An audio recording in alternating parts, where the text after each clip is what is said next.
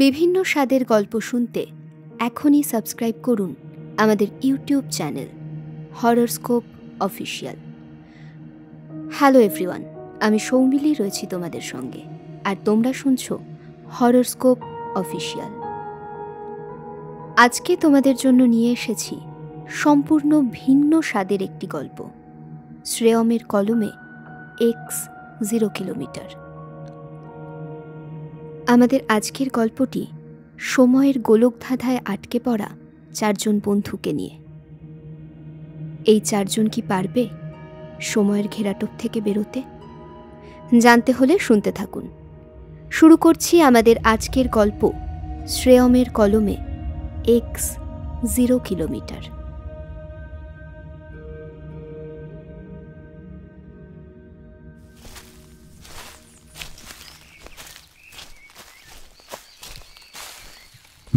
March 2022। Map অনুযায়ী এই cross চিহ্ন দেওয়া জায়গাটাতে এসেই সব হিসেব যেন একেবারে এলোমেলো হয়ে গেল মিন্টু সমেত বাকি সকলের। চিহ্নটা একদমই ছোট, তবে আসল ব্যাপার হলো ফ্রেশ ম্যাপের উপর খসখসে খয়েরি কালি দিয়ে ওই ক্রসটা কেন বসানো হয়েছে তার কোনো নির্দিষ্ট উত্তর কারোর কাছেই নেই। কথাটা আশ্চর্যজনক হলেও এটাই সত্যি। বসিয়েছে সম্ভবত তারাই, কিন্তু আশ্চর্যের ব্যাপারটা হলো এই যে সেটার স্মৃতি যেন তাদের চারজনের মস্তিষ্কে একদমই নেই, যেন ভোজবাজির মতো ভ্যানিশ হয়ে গিয়েছে।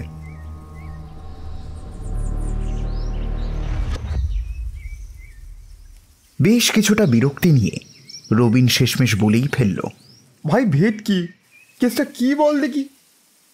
তুই তো কি যেন মনস্তত্ত্ব বিজ্ঞান আর মানুষের মস্তিষ্ক টস্তিষ্ক নিয়ে গাদাগুচ্ছের বইপত্তর পড়েছিস। তুই এবার সেই গানগুলো একটু বের কর। হ্যাঁ, কিন্তু রবিনের কথার পর কিছু একটা ভাবতে ভাবতে আনমোনা ভাবেই পাশের মাইলস্টোনটার উপর বসলো ভেটকি। ওই কি রে? ভেটকির থেমে যাওয়ায় অস্থিরভাবে মুখ দিয়ে একটা চিকচিক শব্দ করে পুনরায় খোঁচা দেয় রবিন। হ্যাঁ হ্যাঁ, পার্শিয়াল অ্যামনেসিয়া হতে পারে। কি? একই সঙ্গে তিনটে স্বর মিশে কথাটা আসে আনমোনা ছেলেটির উদ্দেশ্যে। অ্যামনেসিয়া হলো মানুষের এক পার্টিকুলার বিষয়ের উপর হঠাৎই মেমোরি লস। মনে করে দেখ, তোদেরও কোনো না কোনো সময় এরকম অভিজ্ঞতা নিশ্চয়ই হয়ে থাকবে। কিছু একটা কাজের কথা চিন্তা করে একটা ঘর থেকে অন্য ঘরে গিয়েছিস, কিন্তু তারপরেই যখন সেই নির্দিষ্ট ঘরে তুই ঢুকলি ততক্ষণে সেই কাজটা যে ঠিক কী ছিল সেইটাই ভুলে গিয়েছিস। এটাও কিছুটা ওরকমই কেস, তবে একসঙ্গে চারজনের, তাও আবার একই বিষয়ের উপর অ্যামনেসিয়া। এটাও কি হয় কে জানে, তবে ব্যাপারটা যে ঠিক সুবিধের নয় সেটা নিয়ে কিন্তু কোনো সন্দেহ নেই। রবিন ব্যাপারটা অর্ধেক বুঝেই নিজের বিশ্লেষণ নিয়ে হাজির। হয়তো ওই জায়গাটার নাম ভুলবশত ম্যাপে প্রিন্ট হয়নি, তাই আমাদের মধ্যে কেউ সেটাকে লিখে দিয়েছে। ওই তো মাইলস্টোনেও তো ক্রস, আর তার পাশে ওই 0 কিলোমিটার লেখা রয়েছে। সত্যি, আগাছার মাঝে ঘাপটি মেরে বসে রয়েছে একটা মোটা কাটা গুঁড়ির উপর খোদাই করা কালো কালিটা। আচ্ছা দাঁড়া, আমাদের মধ্যে কেউ কি খয়েরি কালির পেন সঙ্গে করে নিয়ে এসেছিস?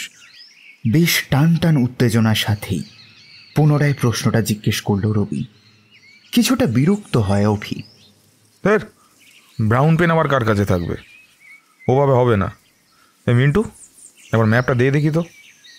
এতক্ষণ ম্যাপ হাতে চুপ করে দাঁড়িয়ে থাকলেও এইবার মিন্টু মুখ খোলে।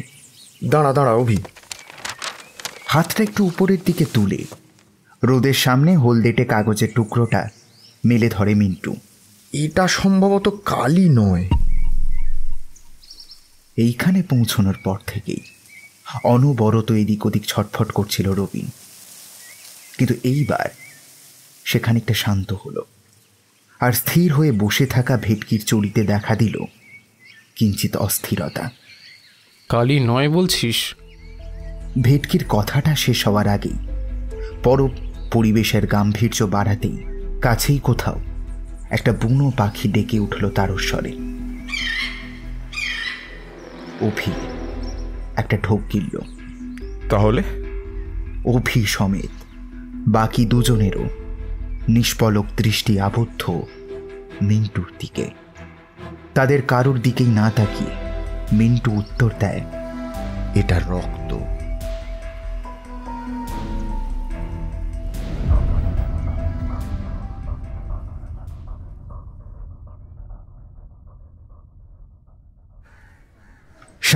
জানুয়ারি 2010। ব্যাপারটা শুরু হয় একটা পাবলিক লাইব্রেরিতে। এই স্মার্টফোনের যুগে বইপ্রেমীদের সংখ্যা যে কনস্ট্যান্ট রয়ে গিয়েছে সেটা বলাই বাহুল্য। বাড়ছে তো নাই, আবার কমছেও এমনটাও নয়। কারণ যে একবার বইয়ের প্রেমে পড়েছে তার কাছে সেই পাতার ভাঁজে আবদ্ধ গন্ধের তুল্য আর কোনো কিছুই ইহজগতে নেই। এতে করে একটা সুবিধা হয় এই যে লাইব্রেরির মধ্যে ঘাপটি মেরে বসে থাকা হিরে জহরতগুলোকে বগল দাবা করতে বিশেষ বেগ পেতে হয় না। কারণ সে সবের মর্ম কতজনই জানে আর কতজনই বা বোঝে। লোফালোফিও হয় ওই 3-4 জনের মধ্যেই। তবে বরাবরই মিন্টুর আগ্রহটা একটু আলাদা। তার ঝোঁক একটু পুরাতন ঘেঁষা বৈজ্ঞানিক বইয়ের দিকে। তা সে যে কোনো বিষয়ের ওপর, ডকুমেন্টারি হোক বা কারোর আত্মজীবনী, দুটোতেই তার সমান ইন্টারেস্ট। টুলের ওপর উঠে তাকের ভিতর থেকে ঘন্টার পর ঘন্টা বই সরিয়ে নিজের পছন্দের বস্তু খুঁজে বের করতে তার এতটুকুও বিরক্তি বোধ হয় না। এই ব্যাপারে জিজ্ঞেস করলে সবসময় তার মুখে একটাই বলি, আরে ভায়া, এই মণিমাণিক্য কি সকলের সামনে থাকে? সেগুলোকে খুঁজে বার করাও তো একটা আর্ট নাকি? তারপর সেই যত ধুলো মাখা বইগুলো বের করে আনে মিন্টু। সেসব বইয়ের উপর যে ওর ছাড়া আর কারোর কোনো কৌতূহল জন্মাতে পারে সেটা তো কখনো মনেই হয় না। সেদিন বলতে গেলে গ্রন্থাগার একেবারে ফাঁকাই ছিল। বাইরে কালো মেঘ, সঙ্গে শীতল হাওয়া স্রোত। রোদের দেখা আগের দিন থেকেই নেই। বৃষ্টি এই আসে তো এই থামে, কোনো ঠিক ঠিকানা নেই। এরকমই একটা স্যাঁতস্যাঁতে পরিবেশের দরুন আজ ফ্যানগুলো বন্ধ। তাই লাইব্রেরির মধ্যে যাকে বলে পিন ড্রপ সাইলেন্স। মাঝে মাঝে পাতা উল্টানোর শব্দটা একটু বেশি কানে লাগছে। মাঝের টেবিলে মধ্যবয়সী একজন বসে কি একটা মোটা বই যেন গোগ্রাসে গিরে চলেছেন। সম্ভবত মিস্টার বোস। রাশভারী মানুষ, কথাবার্তা তেমন একটা বলেন না। তাকে নিয়ে লাইব্রেরিয়ান আর 3 মূর্তি অর্থাৎ মিন্টু, অভি আর ভেটকি ছাড়া কেউই উপস্থিত ছিল না। ওই দেখ তো মালটা কোনটা তুলেছে। পাশ থেকে অভি কানের কাছে ফিসফিস করে বলল একবার। ভেটকি একটু কায়দা করে টেবিলের দিকে আর চোখে একবার উঁকি দেওয়ার পর গিয়ে বসলো একদম শেষ 3টি চেয়ার দখল করে। বাংলা সাহিত্যের ইতিহাস। ও, ওটা পড়েছি, বাদ দে। এই মিন্টু দেখ, আবার ঢুকে গেছে। তাদের লাগাম ছাড়া কিছু বাক্যালাপের কারণেই মিস্টার বোস এবার বই থেকে মুখ তুলে একবার ট্যারচা দৃষ্টিতে তাকালেন এদিকে। চোখে মুখে বিরক্তির ছাপ। বেশি কথা বলতে আর মন চাইল না কারোরই।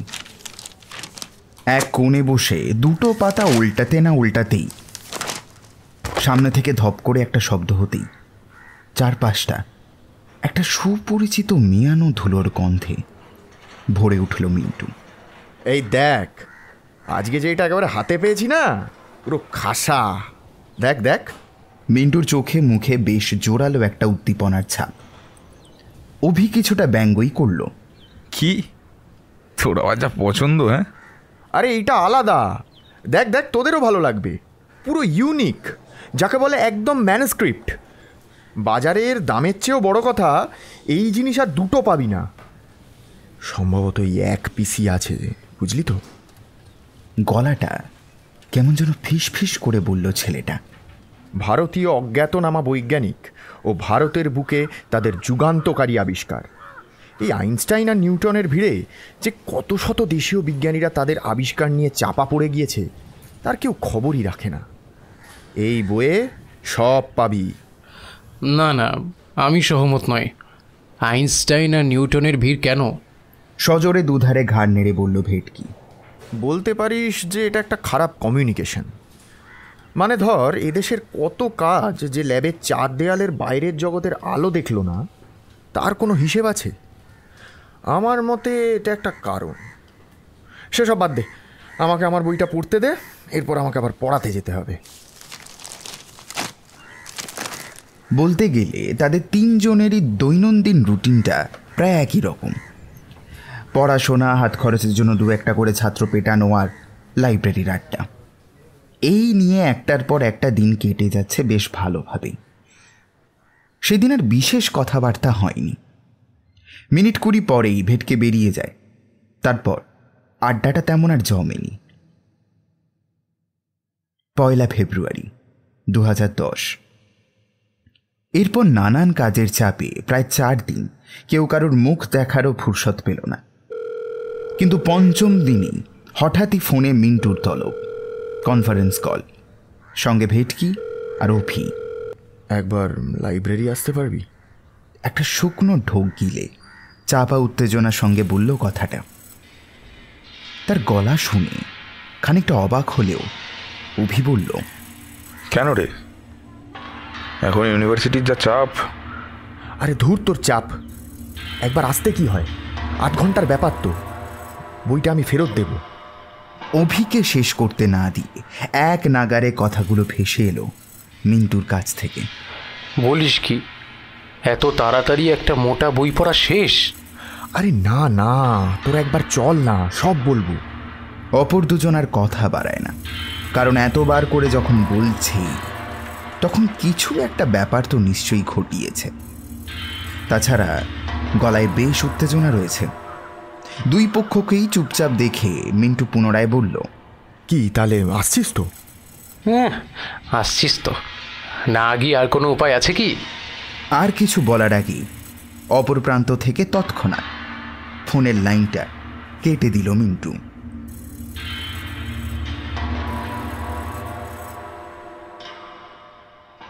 দোসরা ফেব্রুয়ারি 2010।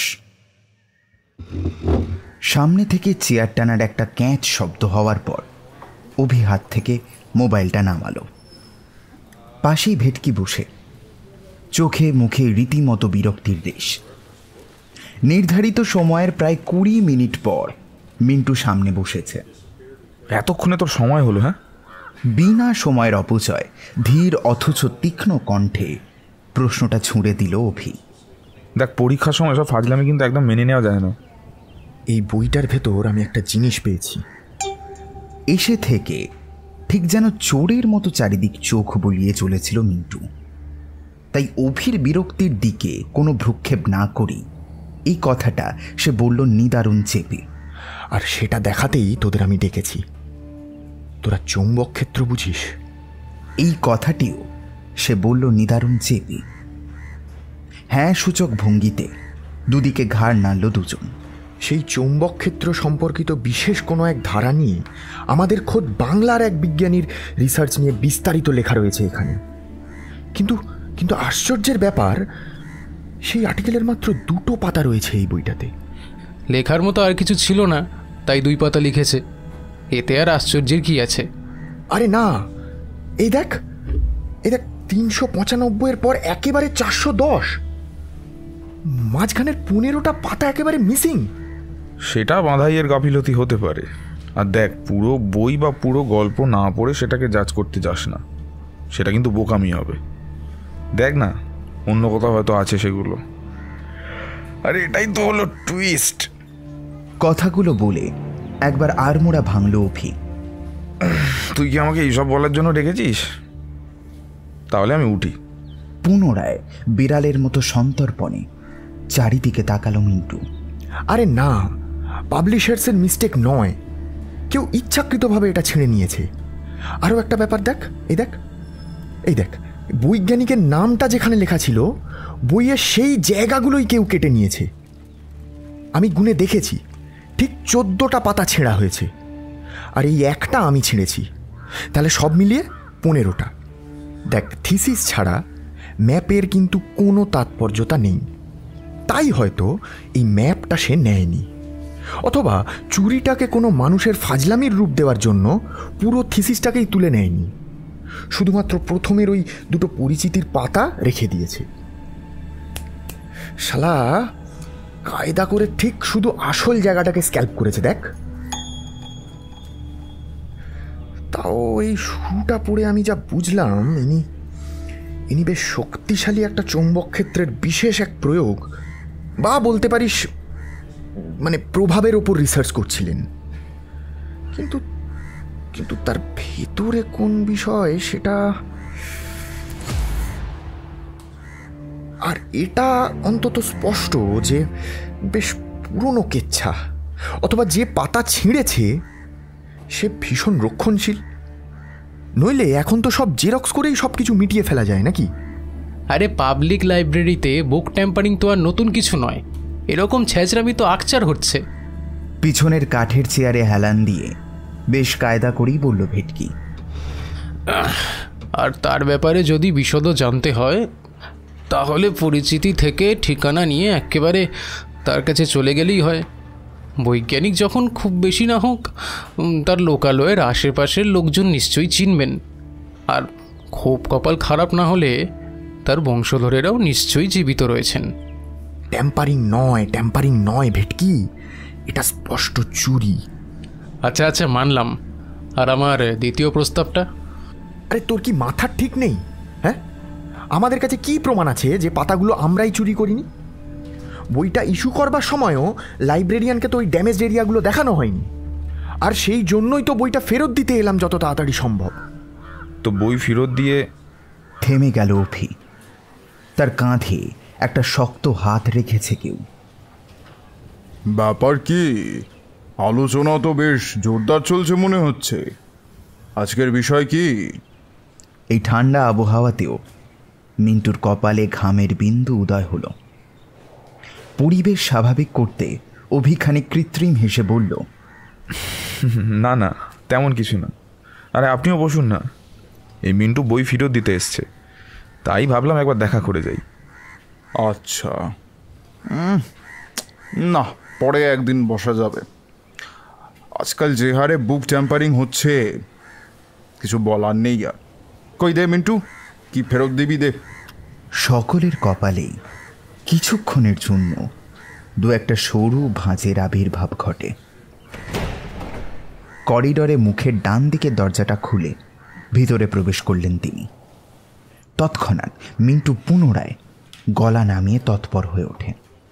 দাঁড়া, আর বেশি সময় নষ্ট করা যাবে না।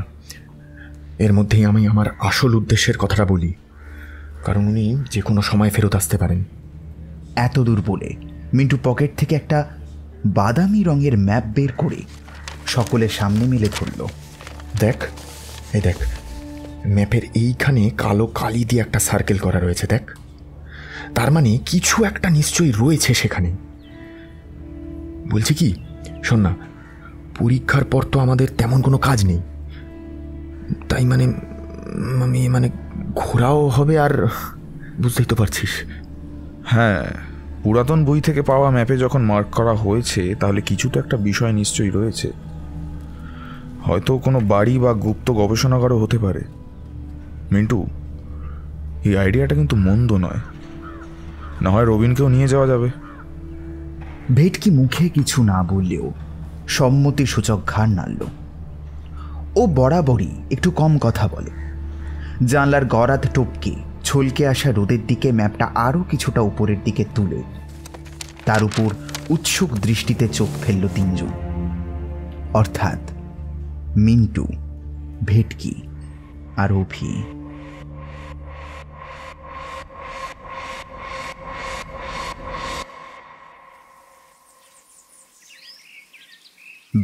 মার্চ 2022। আচ্ছা, আমরা পথ ভুল করিনি তো? সূর্যের দিকে তুলে রাখা ম্যাপটা মুখের সামনে থেকে সরিয়ে কথাটা বলল মিন্টু।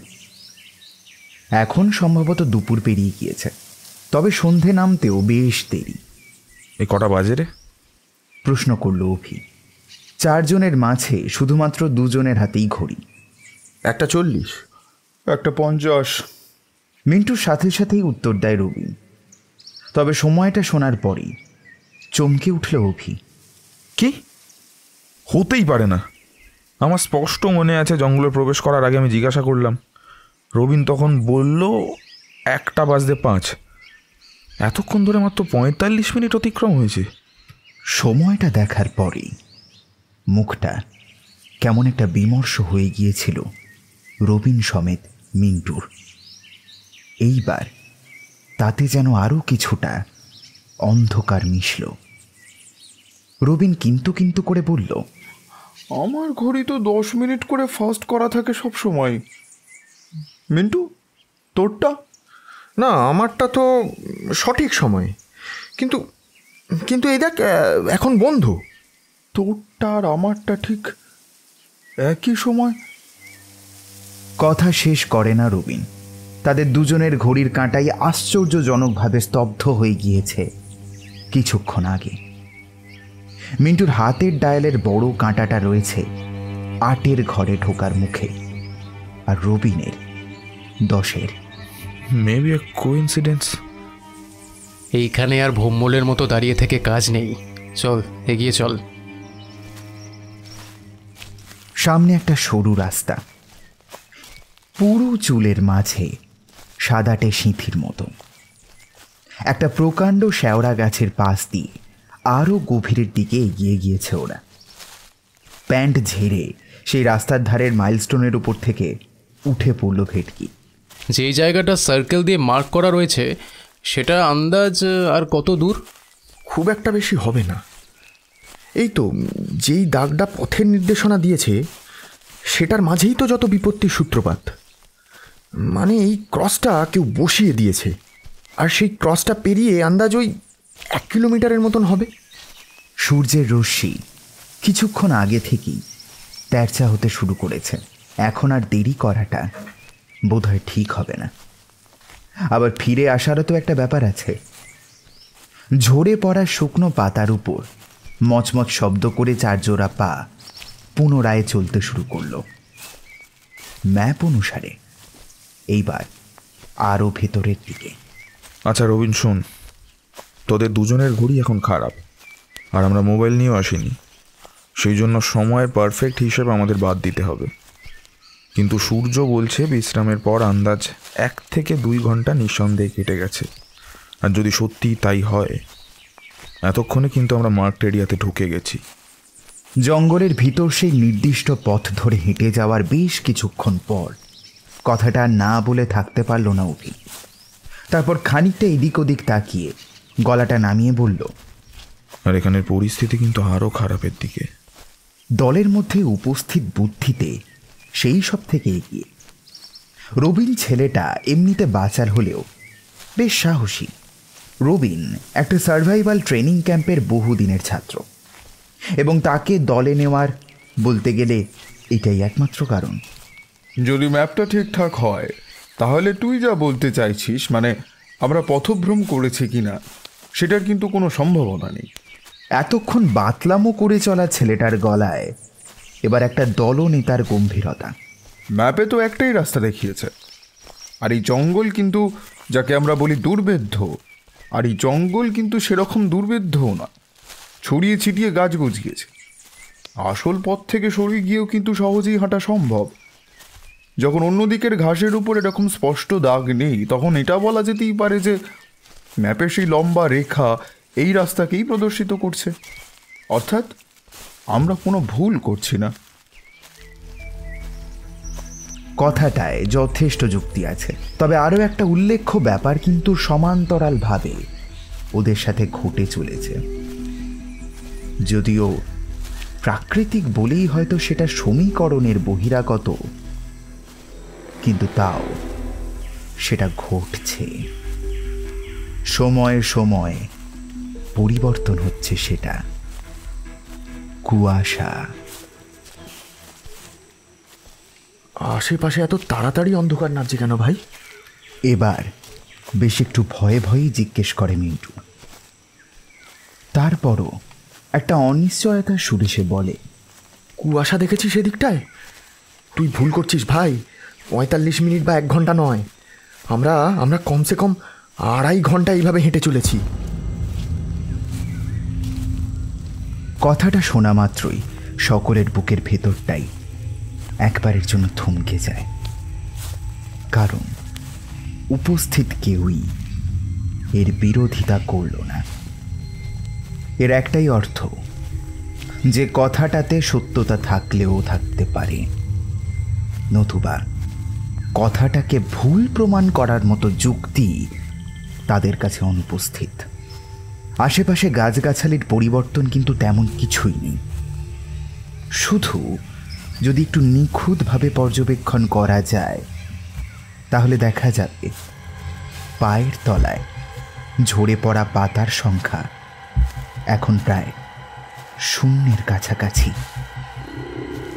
পাখির কলরব ম্রিয়মান, স্পষ্ট ইঙ্গিত সন্ধে নামছে। এইবার দলটির মধ্যে খানিক চাঞ্চল্যতার আভাস ফুটে ওঠে। হাওয়ার দমকা স্রোতগুলো এখনো স্তব্ধ। ছড়িয়ে ছিটিয়ে পড়ে থাকা চারপাশে বৃক্ষ সারিগুলো কুয়াশার মাঝে ঝিম মেরে চুপটি করে পড়ে রয়েছে। বন্য প্রাণীর ডাক কানে আসে না। তাতে অস্বস্তি যেন কমার জায়গায় আরও কিছুটা বৃদ্ধি পায়। কিছুক্ষণের বিরতি আর ইতিউতি দেখার পর দলটি ফের যতটা সম্ভব সোজা এবং উত্তরমুখী সামনের দিকে এগোতে যাবে, কিন্তু ঠিক সেই সময় একটা ঘটনা ঘটল। সামনের দিকে একটা পা বাড়ানোর সাথে সাথে হঠাৎ মিন্টু পিছন ঘুরে একবার সজোরে কে চিৎকার করে উঠল। ব্যাপারটার আকস্মিকতায় সকলেই এক প্রকার হকচকিয়ে ওঠে। মিন্টুর গলায় ভয়। কে কে ওখানে? হন্তদন্ত হয়ে এদিক ওদিক তাকিয়ে যেন কাউকে খুঁজছে ছেলেটা। আর তার সাথে মিন্টুর গলায় এবার যথেষ্ট পরিমাণে কম্পন ফুটে উঠল।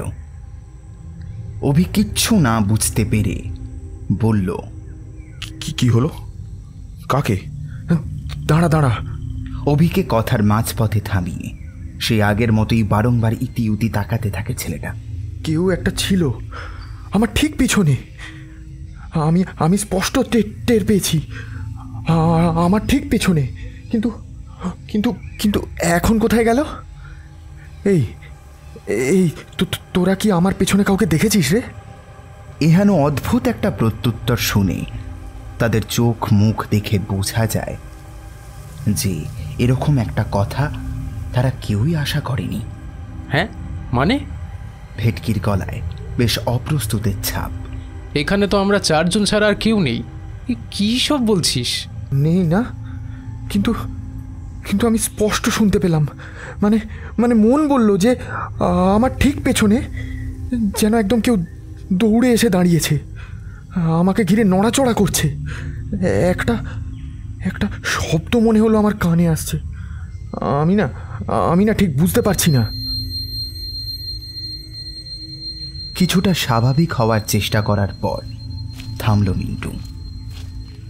চারিদিকে গুজিয়ে ওঠা মোটা গাছের গুঁড়িগুলো এখন কুয়াশা মহলের এক একটা স্তম্ভ।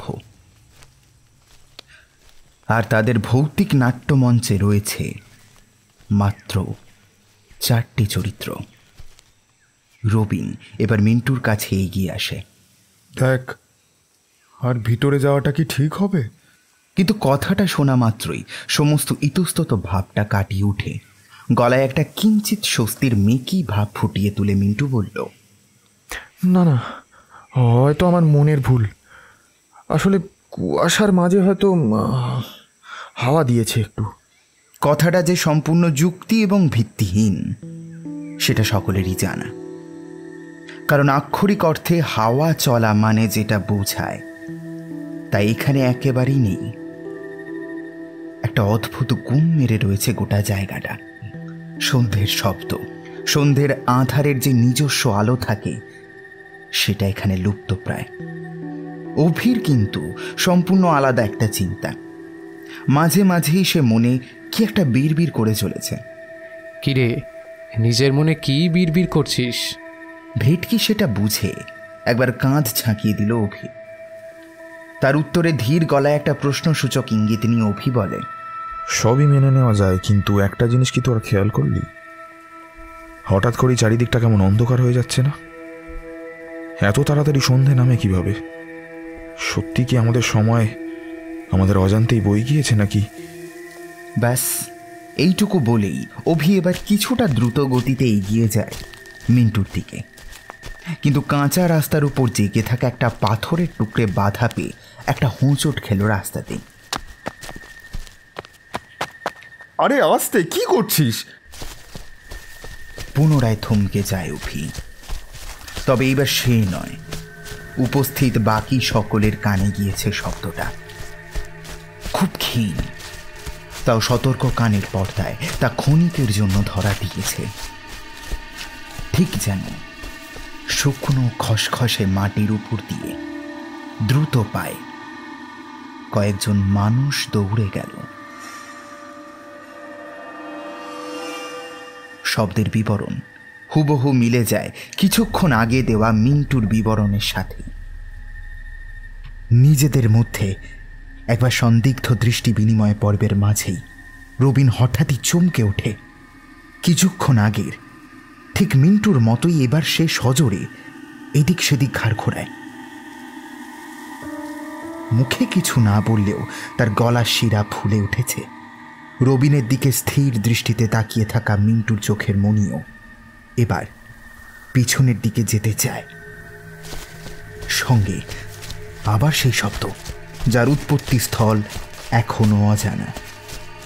সেই একই অনুভূতি কাটতে কিছু মুহূর্ত সময় লাগে।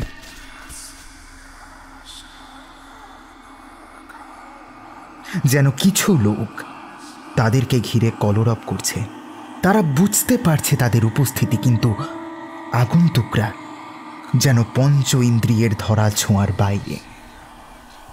এখানে এমন কিছু একটা ঘটে চলেছে যেটা তাদের ষষ্ঠ ইন্দ্রিয়তে ধরা দিলেও পঞ্চ ইন্দ্রিয়ের আয়ত্তের বাইরে।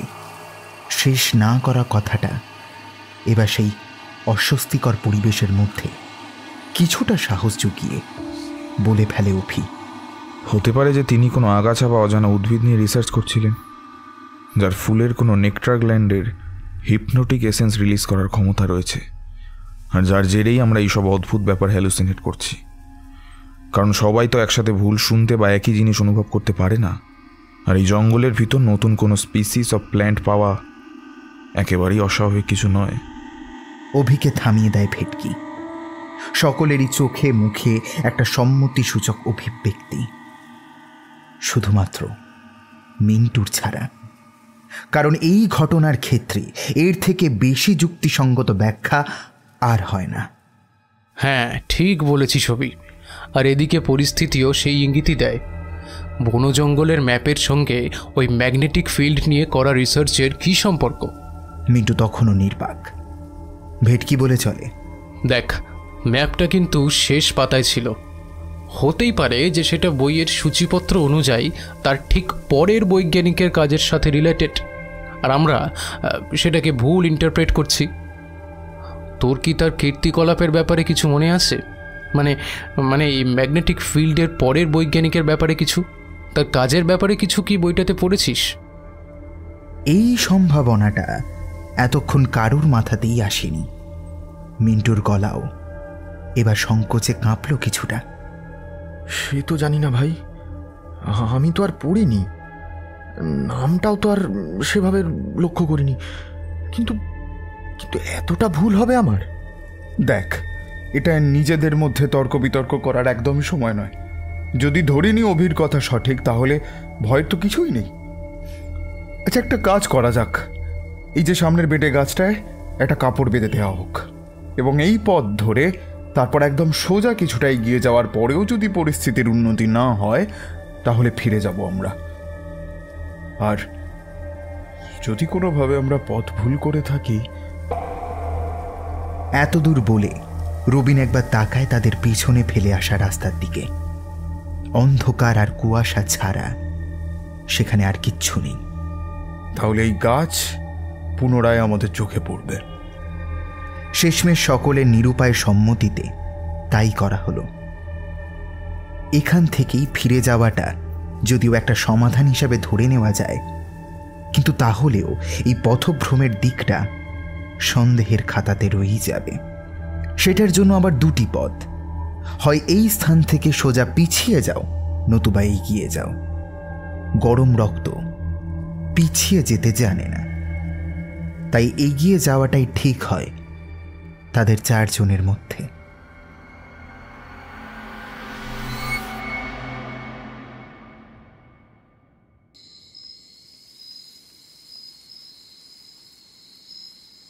বেশ খানিকক্ষণ আগেই অন্ধকার নেমেছে। কুয়াশার চাঁদোয়ার তলা থেকে আকাশের চাঁদ দেখা যায় না। অন্ধকার যেন আজকে আরও গাঢ়। সকলের হাতেই 2 ব্যাটারি সাদা টর্চের আলো বেরিয়ে এসেছে। সময়ের কথা এখন আর ভেবে লাভ নেই, কারণ এই জঙ্গল সময়ের হিসেব মেনে চলে না। 4টে টর্চের আলোর তীক্ষ্ণ ফলাগুলো ক্রমশ অন্ধকার ভেদ করে চঞ্চলভাবে এদিক ওদিক দৌড়ে বেড়াচ্ছে অবাধ্য শিশুর মতো। তবে মন্দের ভালো এই যে তারপর থেকে আর কোনো অদ্ভুত অনুভূতি হয়নি কারোরই।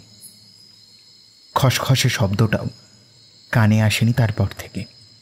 তাদের মাঝেও জোরালো 4টে নিঃশ্বাস পড়ার শব্দ ছাড়া আর কোনো কথা নেই। মাঝে মাঝে কেউ হঠাৎ হঠাৎ চমকে ওঠে, তো কেউ আবার হোঁচট খায়। তবে সেই কাপড় বাঁধা গাছ চোখে পড়ে না। বলাই বাহুল্য, নিজেদের মধ্যেই ধীরে ধীরে লতানে গাছের মতো আষ্ঠে পৃষ্ঠে গজিয়ে ওঠার চাপ আবহাওয়াটা ক্রমশ অসহ্য হয়ে উঠছে তাদের। আর থাকতে না পেরে মিন্টু শেষমেশ বলেই ফেলল, না ভাই না, ঢের হয়েছে অ্যাডভেঞ্চার, এবার পেছনের দিকে পা চালা।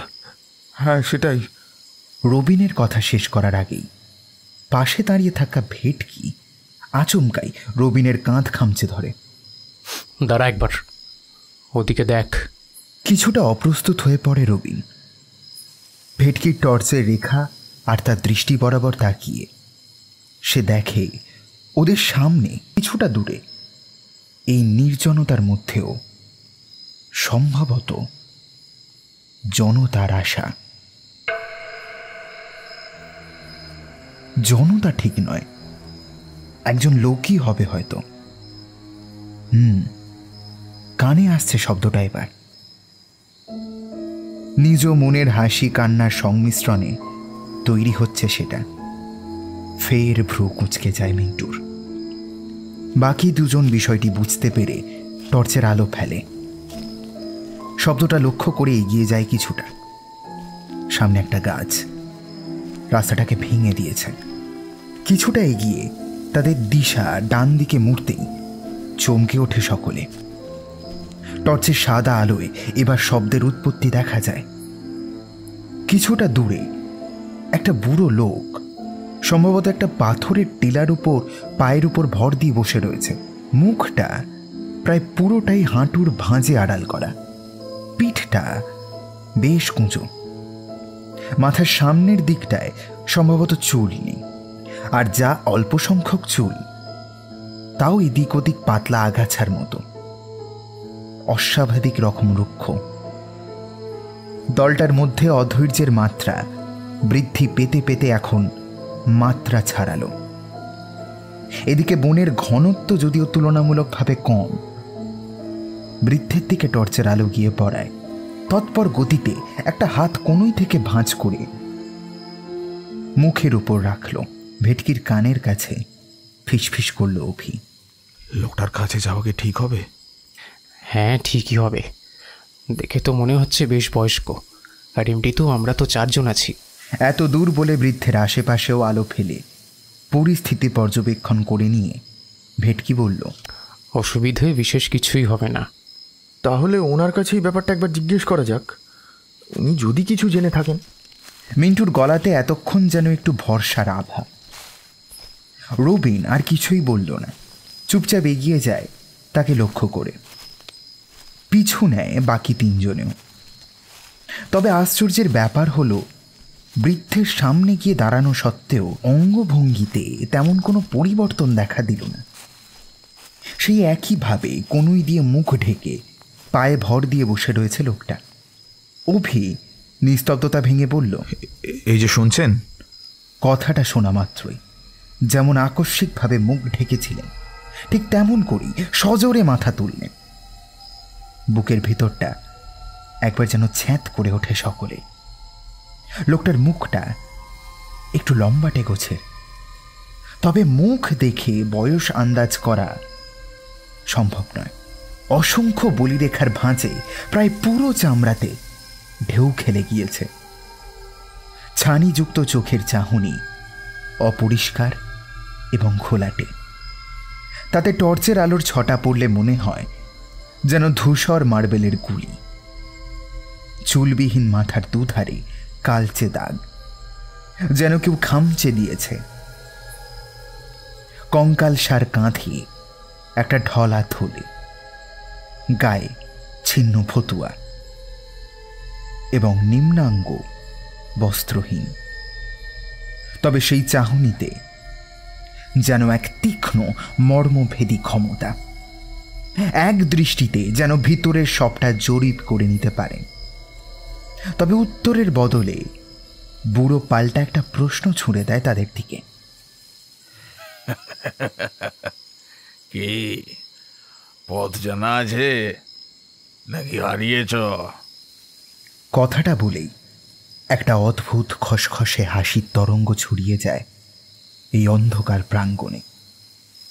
কথা বলার সময় লোকটার মাড়ি বেরিয়ে আসে, আর হাসার সময় সেটা আরো চওড়া হয়। তবে তাতে দাঁতের সংখ্যা কম, সম্ভবত পড়ে গিয়েছে।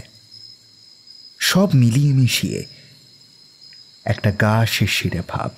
হারিয়েছে? আপনি কি জানেন এই দিকে সোজা গেলে আমরা কোথায় উঠব? মত ও রাস্তা যাবে মত কি ওর।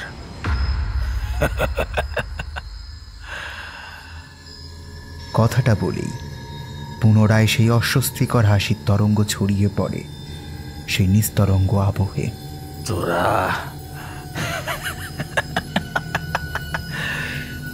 তোরা কি খুঁজছিস সেইটা আমি জানি,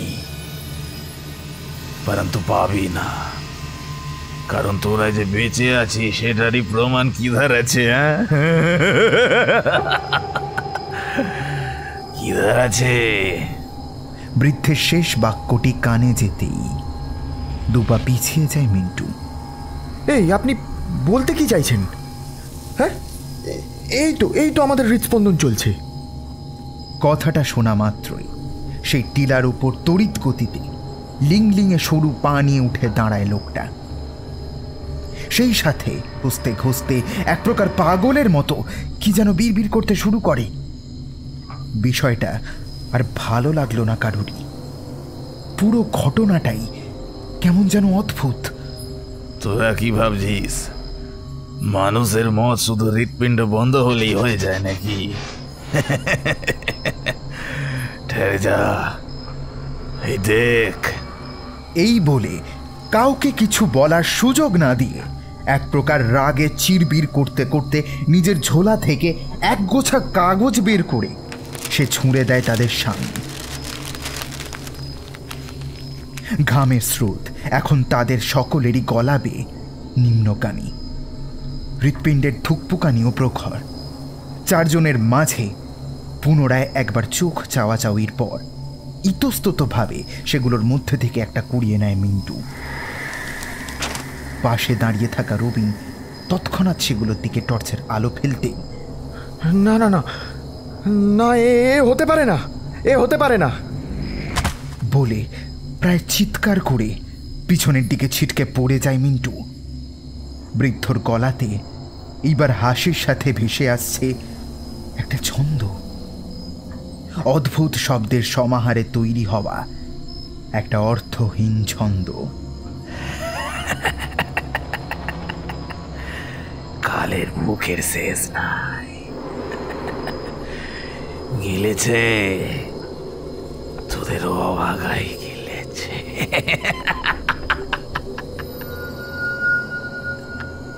অভির কপালে দুশ্চিন্তা।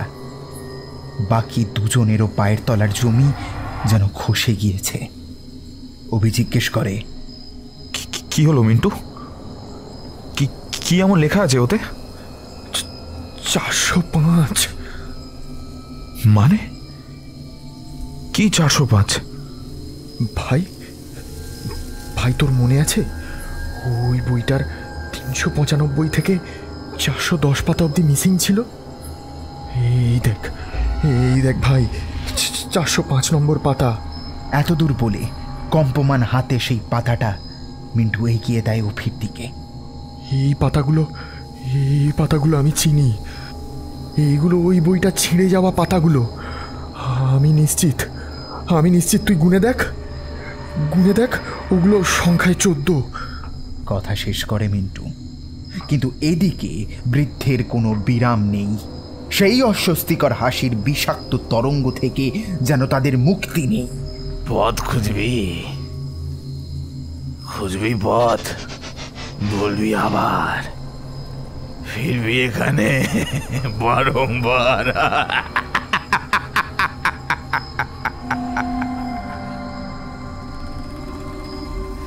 এসবের পর আর দাঁড়িয়ে থাকা যায় না। মিন্টু সকলের সম্মতির অপেক্ষা করল না, পড়িমড়ি করে উঠেই টর্চ হাতে সবার আগে পিছনের দিকে দৌড় লাগায়। मौत भी नहीं छुएगा तुमको, পালিয়ে যাবি কিধার? কত সাল ধরে ঘুমছিস গোল গোল? হ্যাঁ, এখানেই ফিরতে হবে। এছাড়া তোদের আবার বলবো, আবার।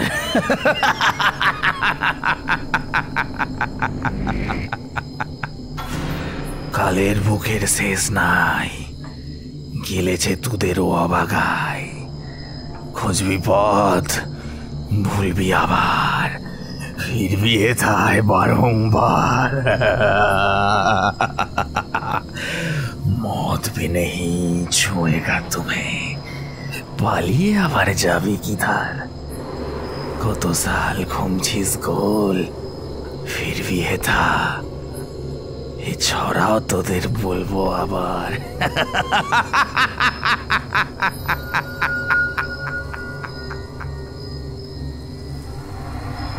তার গলার স্বর যেন আরো ধীর গতিতে রুক্ষ হচ্ছে।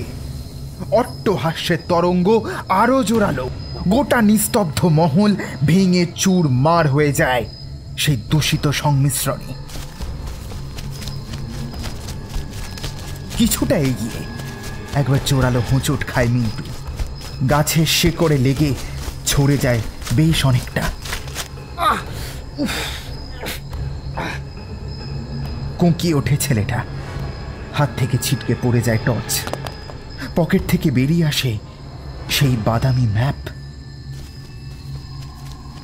পিছনে ঝুপঝাপ শব্দ। বাকি তিনজনেও তার পথ অনুসরণ করেছে, অর্থাৎ পালানোকেই সঠিক দিশা হিসাবে বেছে নিয়েছে সকলে।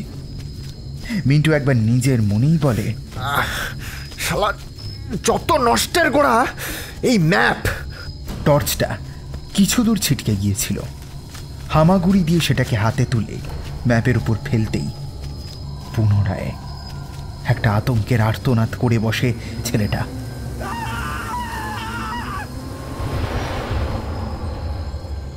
অভিও খুব কাছে এসে পড়েছে। বুকের ভেতরটা ব্যথা ব্যথা করছে তার। বাতাসের মধ্যে জিভ বের করে বেশ কয়েকবার জোরে জোরে নিঃশ্বাস নেওয়ার প্রচেষ্টা করল সে। কি রে, চিৎকার করলি কেন? আবার কি হলো? মিন্টু বাকশক্তি হারিয়েছে। সে কেবলমাত্র থরথরিয়ে কম্পমান টর্চের আলোর সামনে মেলে ধরা ম্যাপটা দেখায় অভিকে। সেটা দেখার পরেই অভি একবার আতঙ্কিত চোখে তাকায় মিন্টুর দিকে। বাক্য বিনিময় হয় না। তার আগেই অভি উঠে পড়েছে, টলমল পায়ে কিছুটা এগিয়ে গিয়েছে সামনের দিকে, কারণ তাদের সামনে এখন স্পষ্ট যে ম্যাপের উপর সেই ক্রস চিহ্নটার আর কোনো অস্তিত্বটুকুও সেখানে নেই।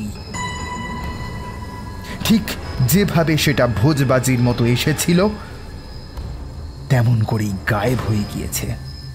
সব শালাই ম্যাপটার দোষ, সব। মাটি হাতড়ে একটা কাঠি তুলে পা থেকে গড়িয়ে পড়া রক্তের স্রোত দিয়ে ম্যাপের উপর ঠিক সেই জায়গাতেই পুরো দাগ কেটে দেয় মিন্টু।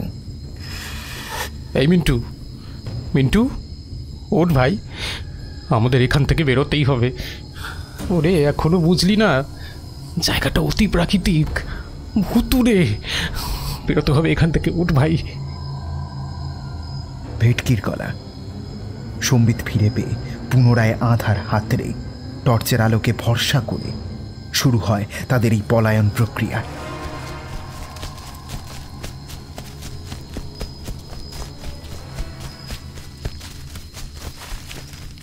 শুকনো পাতার উপর ঝুপঝাপ শব্দে এই নীরবতা তার নিজস্ব তেজ ধরে রাখতে ব্যর্থ। কতক্ষণ তারা দৌড়েছে কেউই জানে না, কিন্তু বেশ কিছুক্ষণ আগেই পিছনে বৃদ্ধের আওয়াজ ক্ষীণ হয়ে মিলিয়ে গেছে। অভি সকলকে পিছনে ফেলে বেশ কিছুটা আগে ছিল, কিন্তু সামনে একটা দৃশ্য চোখে পড়তেই মুহূর্তের মধ্যে তার পায়ে জড়তা ভর করে। সে কি আদৌ জেগে আছে, নাকি সে এখন তার বিছানায় শুয়ে? সে কি কোনো চরমতম দুঃস্বপ্নের শিকার? অথবা এটাও তো হতে পারে যে চোখে ভুল দেখছে সে। কিন্তু বাস্তবে এটা কি করে সম্ভব? না! এই পুরো সময়টা জুড়ে অভি নিজের সমস্ত ভয়টা সকলের থেকে চেপে রেখেছিল সুনিপুণভাবে, কিন্তু এইবার সে আর পারল না। এইবার তার গলা চিরে একটা মর্মান্তিক আর্তনাদ বেরিয়ে আসলো তার অজান্তেই। তার সামনে ঠিক তাদের মতো দেখতে আরো 4টি মানুষ, একই তাদের পোশাক আশাক, এমনকি চাল চলন হুবহু। অভির পা জোড়া থরথর করে কেঁপে ওঠে। সে এগিয়ে যায় তাদের লক্ষ্য করে। মিন্টু! এই মিন্টু! কিন্তু এত কাছ থেকে মিন্টুর নাম ধরে ডাক দেওয়া সত্ত্বেও ও কি শুনতে পাচ্ছে না? মিন্টুর পিছনে এসে দাঁড়ায় অভি। এ কি, মিন্টুকে ছুঁতে পারছে না কেন? কিন্তু কিন্তু ওদের বলা সমস্ত কথা তো অভি ভালোই শুনতে পাচ্ছে। ওই তো অভি কাছে যেতেই মিন্টু একবার কে বলে ডেকে উঠল না। অভি আতিপাতি করে, যেন অনেক কিছু বলতে চাইছে, কিন্তু ভয়ে বিস্ময়ে সম্পূর্ণ রূপে প্রকাশ করতে পারছে না। আমি অভি, শুনতে পাচ্ছিস? যাস না, আর সামনে যাস না। ওরা কি শুনতে পেল? কিন্তু অভি তো আবার স্পষ্ট শুনল। মিন্টু কিছুক্ষণ পরেই বলছে, না না, হয়তো আমার মনের ভুল। আসলে কুয়াশার মাঝে হয়তো হাওয়া দিয়েছে। কিন্তু এটা তো অভির প্রশ্নের উত্তর নয়। এ কি ওরা বুঝতে পারছে না কেন? নিরুপায় কণ্ঠে অভির চিৎকার করে বলে, না না, এইখানে হওয়ার জন্য কিছু হয়নি। বৃথা প্রচেষ্টা। একটু একটু করে এইবার অভির সামনে সমস্ত ঘটনাক্রম পরিষ্কার হচ্ছে। কিছুক্ষণ আগে তারাই এই জায়গাতে উপস্থিত ছিল। তারাও তো টের পেয়েছিল কারুর একটা উপস্থিতি, কিন্তু বুঝতেই পারেনি বিষয়টা। ঠিক এখন যেমন মিন্টু বুঝতে পারছে না, এখন বুঝতে পারছে সেই উপস্থিতি আসলে ঠিক কাদের ছিল। তবে সেই অবসেশন বোধশক্তি হয়েছে অনেক দেরিতে। একে একে অভির পিছনে এসে দাঁড়ায় রবিন, ভেটকি আর মিন্টু। কিংকর্তব্য বিমূঢ় হয়ে তারা ফ্যাল ফ্যাল করে চেয়ে থাকে। একবার বৃথা প্রচেষ্টা করল সকলে। এরপর থেকে শুরু হয় তাদের বিফল প্রচেষ্টা, নিজেরাই নিজেদেরকে আটকানোর কাতর প্রচেষ্টা। কিন্তু ব্যর্থতা ছাড়া আর কিছুই হতে পারে না তারা। হয়তো তাদের সামনেই রবিন একটা কাপড়ের টুকরো বেঁধে দিল বেঁটে গাছটায়। নিজেদের ভবিষ্যৎ নিজেদের সামনে দেখেও তারা এখন নিরুপায়, অসহায়ের মতো তারা দেখে তাদের সামনে দলটি এগিয়ে যায় তাদেরকে পিছনে ফেলে। জীবনের শেষ আশা ত্যাগ করে অভি পুনরায় দৌড় লাগায় উল্টো পথে। তবে আর বেশিক্ষণ নয়, কিছুক্ষণ বাদেই নেমে আসে আঁধার। কুয়াশা আবৃত এই জংলা ভূমির বাতাসে একে একে হিমকণার মধ্যে মিলিয়ে যায় তারা সকলে। শুধু সেই প্রকাণ্ড শেওড়া গাছের পাশে তাদের পায়ের কাছে একটা মাইলস্টোন তখনও দাঁড়িয়ে রয়েছে ঠিক আগের মতোই, যেখানে আগাছার মাঝে ঘাপটি মেরে বসে রয়েছে কালো কালিটা। আর তাতে স্পষ্ট লেখা আছে 3টি শব্দ, এক্স 0 কিলোমিটার।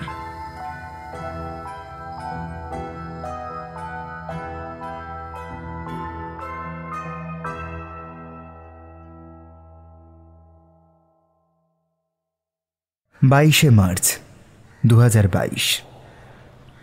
বৃদ্ধ পৃথ্বী সেন একটু ভেবে বললেন, আমার বাবা প্রহর সেন মানুষটা ভালো ছিলেন না।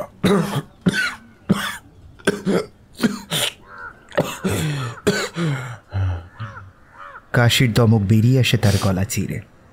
তার একজন প্রফেসরের নাম বইয়ে ছাপা হয়।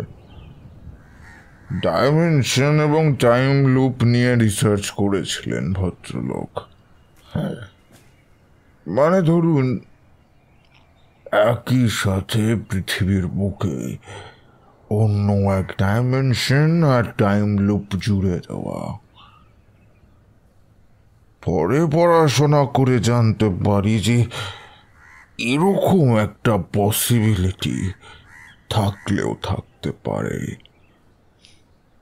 অর্থাৎ এই ফাঁদে যদি কেউ পা দেয় তাহলে তো তার আর মুক্তি নেই। উল্টে সে নিজেই নিজেকে একবারের জন্য দেখতে পাবে সামনাসামনি, কিন্তু যোগাযোগ স্থাপন সম্ভব নয়। বর্ষিয়ান লাইব্রেরিয়ান একটু ভাবলেন, তারপর বললেন, আর একটু পরিষ্কার করা যায় কি মিস্টার সেন?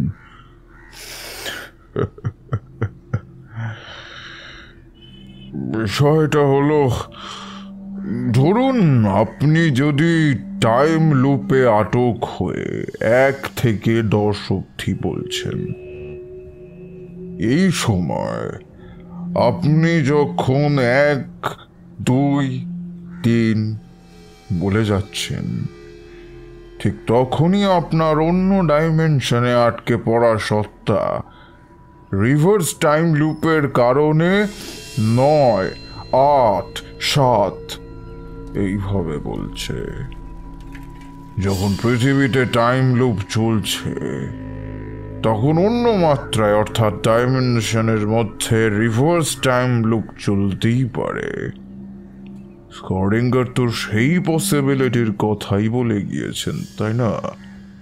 তিনি বলেছেন একটা বন্ধ বাক্সে একটা বিড়ালকে যদি বিষের সাথে রেখে দেন, তো যতক্ষণ না আপনি সেই বাক্সটা খুলছেন তার আগে অবধি 2টি ডাইমেনশনের মধ্যে প্রবেশ করার সমান সম্ভাবনা।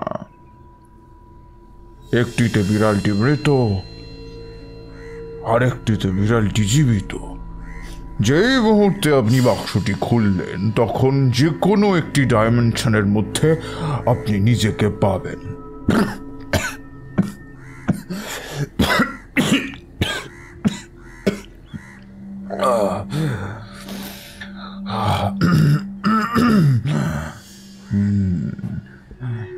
অনেক উল্টো পাল্টাই বলে ফেললাম। হ্যাঁ, টাইম লুপ আর রিভার্স টাইম লুপ, কারণ এই ব্রহ্মাণ্ডের সব কিছুই পারফেক্টলি ব্যালেন্সড। জীবন যখন আছে, মৃত্যুও আছে, মৃত্যু যখন আছে, জীবনও আছে। ব্ল্যাক হোল যখন আছে, সেই অত্যাধিক মাধ্যাকর্ষণকে সমতুল্য করতে ইউনিভার্সে হোয়াইট হোলও আছেই আছে। দুই দিকে সমান বাটখারা রাখলে তবেই না দাঁড়িপাল্লা সমান্তরাল হবে। তবে সেসব বাদ দিন, তাহলে দুজনের দেখা হবে কোথায়? 5-এ। ঠিক আছেন। এইবার আপনি যখন 10-এ পৌঁছে গেলেন তখন আপনি আটক হয়ে গেলেন সেই অন্য ডাইমেনশনে, যেখানে রিভার্স টাইম লুপ কাজ করছে। তো আপনি স্বাভাবিকভাবেই রিভার্স টাইম লুপের খাতিরে 10, 9, 8 এভাবে বলতে থাকবেন, এবং যে মুহূর্তে আপনি সেই অন্য ডাইমেনশনে আটকে গেলেন তখন টাইম লুপ অনুযায়ী আপনার পৃথিবীর সত্তা পুনরায় 1, 2, 3 বলা শুরু করলো। কিন্তু মজার ব্যাপার হলো এই যে আপনি যখন আবার 5 বলে ওদের সাথে দেখা করবেন তখন ওর সাথে যে আপনার আগেও দেখা হয়েছিল সেটা আর আপনার মনে থাকবে না। ঠিক যেমন আপনি ভুলে গিয়েছিলেন ওই সময়। এইভাবেই বৃত্ত চলতেই থাকবে অনন্তকাল ধরে, এর কোনো শেষ নেই। এক খুব শক্তিশালী চৌম্বক ক্ষেত্র, ডাইমেনশন অ্যান্ড টাইম উভয়কেই মুড়ে ফেলতে সক্ষম, ঠিক একটা ইনফিনিটি সার্কেলের মতো। এটা শুধুমাত্র একটা ধারণা, অ্যালবার্ট আইনস্টাইনেরও এই ধারণা ছিল। তবে আমাদের দেশীয় সেই বৈজ্ঞানিক সম্ভবত সেই তাত্ত্বিক ধারণাটাকে প্র্যাকটিক্যালি প্রমাণ করার চেষ্টা করেছিলেন, যদিও সেটা রিয়েল লাইফ কোনো এভিডেন্স নেই। বাবা থিসিস চুরি করেছিলেন, তার উপযুক্ত শাস্তি তিনি পেয়েছেন। আজ প্রায় 70 বছর আগে তিনি নিখোঁজ হন, ঠিক এইভাবেই যেভাবে আপনার বলা 4টি ছেলে 12 বছর আগে নিখোঁজ হয়েছিল।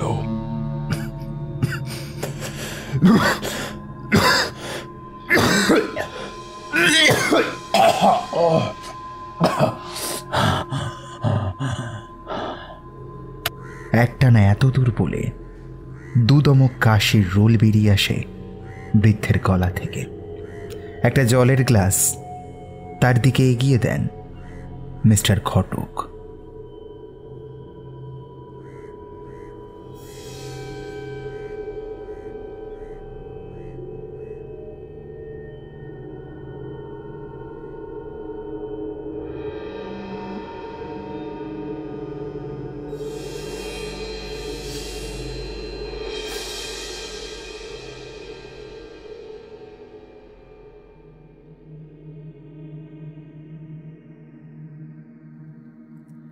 শুনছিলেন শ্রেয়মের কলমে X0 কিলোমিটার।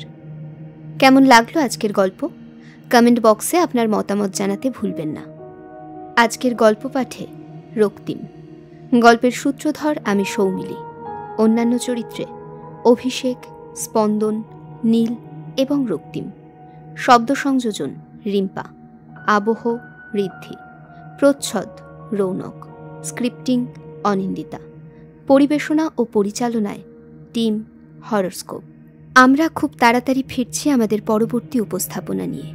ততদিন সবাই ভালো থাকবেন, সকলকে ভালো রাখবেন। শুভরাত্রি।